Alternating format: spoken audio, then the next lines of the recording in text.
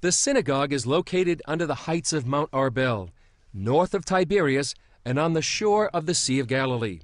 The synagogue also sat at the edge of the ancient city of Migdal, once a thriving community of 30,000 and home to Mary Magdalene.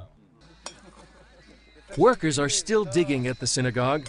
They carefully sift through the dirt to find any important relics from 2,000 years ago. They hope to uncover more of what some believe is one of the most significant archaeological finds in recent history. Dina Avshalom Gorny leads the excavation.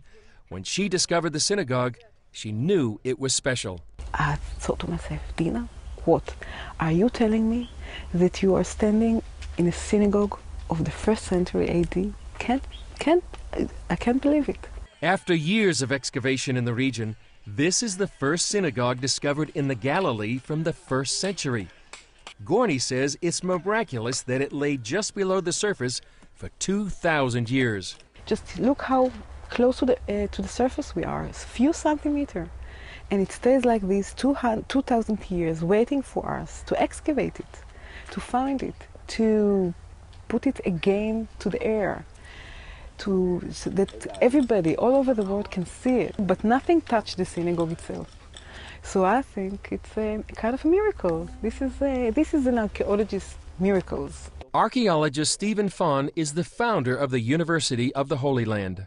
This is a synagogue where we know that the place was destroyed and not built upon after the 1st century. So it goes back to the time of Jesus and his disciples.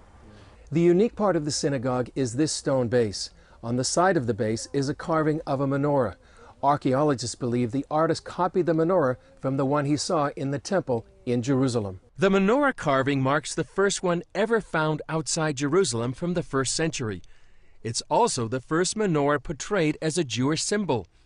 Gorny says the stone base itself played a key role in the synagogue. We believe that it was a base of a prayer table.